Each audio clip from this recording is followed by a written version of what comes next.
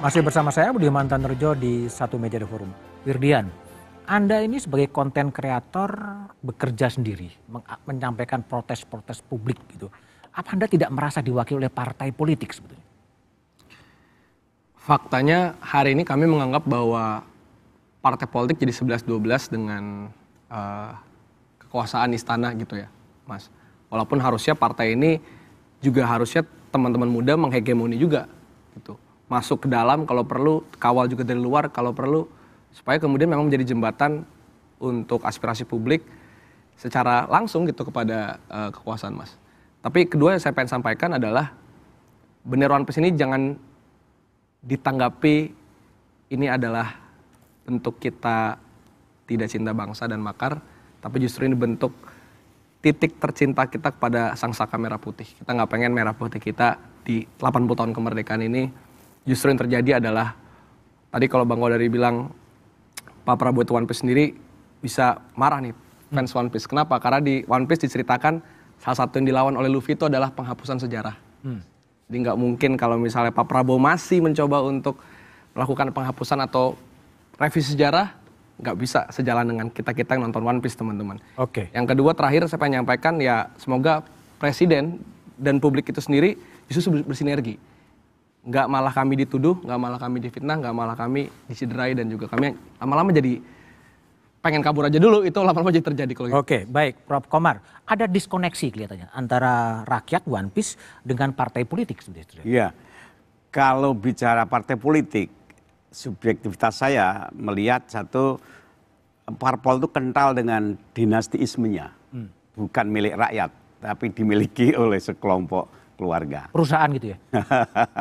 Yang kedua, ketika pilkada pemilu itu bukannya rakyat menyumbang pada parpol, tapi parpol membeli suara rakyat. Artinya apa? Sudah terjadi diskoneksitas. Yang ketiga, parpol itu bagian dari oligarki, dan oligarki itu juga bagian dari kekuasaan atau memanfaatkan kekuasaan, sehingga akhirnya antara parpol, legislatif, eksekutif itu kemudian satu nafas, satu satu barisan. Jadi teori check and balances itu tidak ada. Jadi legislatif bagian dari eksekutif. Di luar negara itu ada lagi aktor di luar state, yaitu oligar. Iya. Maka rakyat itu terputus dan parpol. Oke, baik. Usman, kalau kita lebih konkret pada kasus Pati ya, itu kan rakyat berhadapan langsung dengan Bupati. Ketika Bupati itu menaikkan PBB 250% gitu. DPRD juga diam, partai politik juga kemudian diam. Apa yang terjadi pada negeri ini sebetulnya? Yang terjadi underrepresentasi. Underrepresentasi. Tidak ada lagi politik keterwakilan oleh partai politik gitu. Dan ini memang kecenderungan akibat dari koalisi gemuk, koalisi yang terlalu pelangi. Sehingga seolah demokrasi Indonesia tidak boleh ada oposisi. Bahkan PDIP saja yang belakangan relatif bersuara kritis, misalnya Pak Hasto sebagai sekjen PDIP, dikriminalisasi. Meskipun ada kasusnya, misalnya banyak para gerakan anti korupsi mengatakan gitu. Tapi pada akhirnya itu tidak terbukti menghalangi keadilan dan seterusnya gitu. Yang kedua adalah pemerintah curiga pada intermediari yang lain selain partai politik, yaitu civil society. Nah, kita tadi sudah dengar dari Wirdian sendiri, yang protes ke jalanan misalnya dianggap dibiayai oleh asing. Jadi retorikanya masih retorika seperti negara-negara fasis dengan retorika nasionalisme yang agresif gitu. Mencurigai segala yang asing. Padahal pemerintah baru saja meloloskan kebijakan dengan kerjasama dengan Amerika yang sangat pro asing dan tidak berpihak kepada kepentingan nasional gitu. Lalu yang terakhir saya kira intermediari yang juga penting adalah media. Beberapa kali sejak kampanye, bahkan sampai terakhir Pak Prabowo bikin pidato, itu mereka yang bekerja untuk demokrasi, hak asasi manusia dan kebebasan pers, ya, termasuk Dewan Pers ini, itu dianggap mereka yang dibiayai oleh asing, termasuk dibiayai oleh koruptor. Jadi kecenderungan untuk meniadakan intermediari ini menjadi kecenderungan pemimpin populis di dunia. Di Brazil, di banyak negara gitu. Jadi ini akan merusak demokrasi. Bahkan beberapa indeks demokrasi yang ternama sudah menyebut Indonesia bukan lagi demokrasi, melainkan autokrasi elektoral, autokrasi. Jadi otoriter tapi masih ada pemilunya. Atau beberapa sarjana lain menyebutnya pemilunya bersifat kompetitif tapi otoriter. Nah ini menyedihkan sebenarnya, kita terpukul mundur gitu. Nah kembali ke soal bendera One Piece ini, saya kira kita harus tegaskan bahwa pertama, ini bukanlah provokasi. Yang kedua, bukan tindak pidana. Yang ketiga, bukan makar. Ya. Dan yang keempat, kalau mau dikatakan ini katakanlah memecah belah bangsa, bukan juga. Bukan. Dan kalau presiden benar-benar menyetujui atau mentoleransi gerakan ini, bolehkanlah mereka untuk mengibarkan itu. Kita tunggu buktinya dalam hari-hari Oke, depan. baik. Kodari, gimana Anda respon bahwa ada kecenderungan menghilangkan intermediari dalam politik itu sendiri? Pertama, partai politik itu tidak mungkin tidak ada dalam sistem demokrasi. Itu suatu keniscayaan. Ya ada, tapi nggak ngapa-ngapain gitu. Itu jelas ngapa-ngapain dong. Mereka kan menjalankan tugas di eksekutif, memilih di presiden, legislatif, ya kan. Ya. Mereka menjalankan tugas. Karena kalau tidak ada partai politik, mereka tidak menjalankan Nggak ada tugas presiden.